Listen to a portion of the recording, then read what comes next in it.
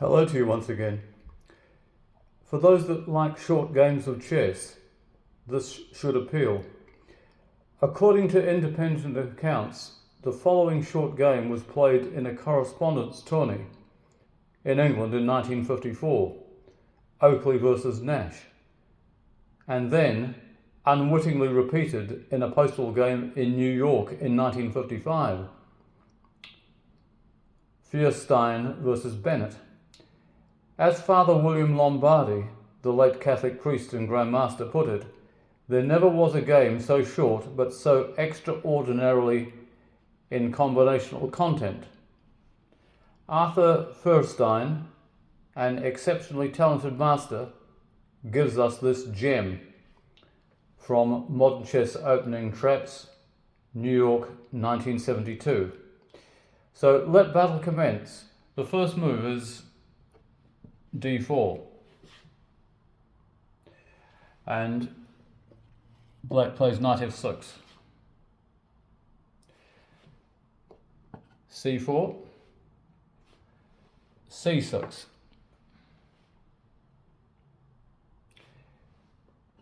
d5, c takes d5, c takes d5, g6,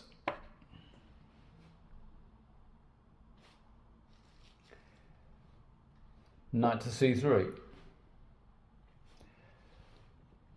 queen to a5, pinning the knight. So just take a look at that position for a moment.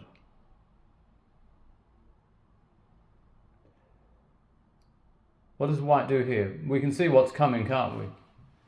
Knight to e4, taking advantage of the pin. Well, white totally ignores it with g3. Now this looks like a blunder, but there was a method to this.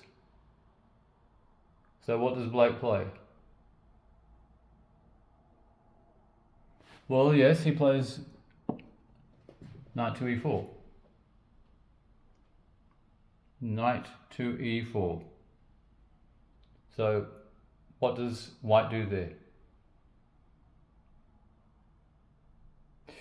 Well, he has this very interesting move here, queen d4, and as can be seen, he's protecting the knight on c3, and he's also threatening black's rook on h8. So, how does black respond to that? Does he ignore the threat on his rook?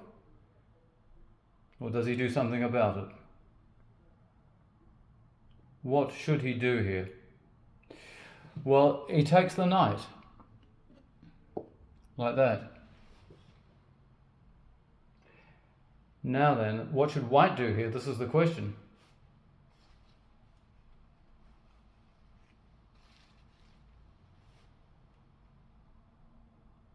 The problem here, as white recognized in both games apparently, which is quite extraordinary, is that should white take the rook down here, then the knight moves to e4 with a discovered check. Effectively, it's not in white's interest to do that. Check it all out for yourselves. So what does he do instead? Just take a good look at that position. What does white do there? Like I say, the knight is threatening to move with discovered check. So how does he deal with that? Can you see it? Well, what he does is he plays bishop d2, and he's unpinning, of course, there. And by unpinning, he's pinning black's knight against black's queen. So what does black do there? Well, it's not just white that can play onto the diagonal to threaten the rook at h8. Black returns the idea to white and says, well, if you can do it, so can I. Black's queen is threatening the rook down here. And he's unpinned the knight. Of course, the knight is all prise. So, what does he play? How does white deal with that? Does he protect his rook? Does he take the rook on h8? Or does he do something totally unexpected. Just take a look at that. What do you think he could do there? The C line is most important. Congrats, if you found it. He plays queen takes c3, but surely black can play queen takes a1. Well, he can. The problem with that is that white would checkmate him with queen c8, and that is the point of queen c3. A magnificent idea. So, black plays knight c6 to parry that. Now, just taking an overview of this, what does white do now? What does he do there? Well, now he takes the rook, considering it the correct moment to take that rook. Do you see what white is threatening there? Yes. And that is pretty nasty, as I'm sure you'll agree. However, black has a neat way of dealing with it. What is it? Just take a look. How does he deal with stopping white playing bishop h6? And this is a very clever move, knight d4. Why is it clever? Because now if bishop h6, threatening checkmate, black has his own checkmate. Nice one, isn't it? So bishop h6 is not a possibility for white there. So what does he do instead? He plays rook c1 to snuff that out. And now, of course, he is threatening bishop h6. But very shortly, he'll be threatening something else.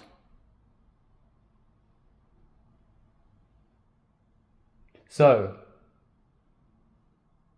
what does black play there? White's rook is all pre. Should black take it? He really doesn't have anything else. So he takes the rook. In view of what happens, you could call that a mistake, but I don't think there's really any way of dealing with what white has in mind. And this is what makes it extraordinary that this game should be repeated 12 months later. In modern times, that probably wouldn't happen, what with search engines and so forth. They'd be onto it, but at that time, it was repeated. Now then, what does white play there?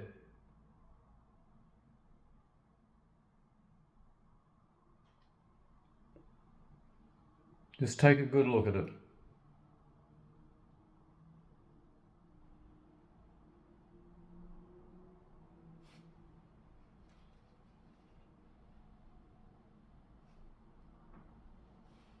What does he play?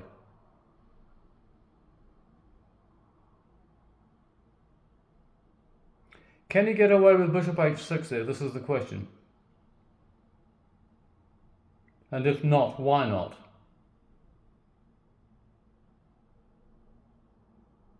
Well, if he plays bishop h6, just note this. Knight e6. And the day is saved. And that's why bishop h6 is no good. That's why black thought that he could play queen h1. So, if bishop h6 doesn't work, what does white have in that position? Well, he takes the knight off, which is pretty obvious, really, when you think about it. He's stopping that, isn't he? I suppose now you could say he's threatening to go back with his queen to h8 and then bishop h6. So the knight being en prise here is not a problem. So, what does black play there? Is this any good? And why is it any good? Well, you'd need to know what the next move is to be able to answer that question. But he did take the knight. He wanted to even up the material. In fact, he's a pawn up at this stage. Just take a look at that position. Now then, white has a crushing move on the move. What does he play? What does he play there? Well, this is why I suggested b6. What he plays is he takes this pawn down here. And in both games, black resigns. Why? Why resign? Well, quite simply, if he touches the queen, it's rook takes c8 mate. It's as simple as that. Just take a look at it. If he takes the queen off, that is checkmate on the back rank, no doubt about that. So he can't afford to touch that queen. But if he doesn't touch the queen, then he loses his rook. And he's threatened with checkmate.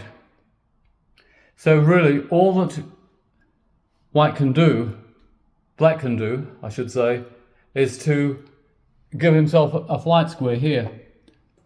And what's going to happen is that, and he's losing material, and he's in danger of finding himself in all sorts of trouble after the inevitable rook down here. That is an incredible game, and it shows you that you can finish an opponent off remarkably quickly. And with all those threats and counter threats, I would agree with Father William Lombardi's assessment. It's very combinative indeed. I do hope you enjoyed that one, and goodbye to you.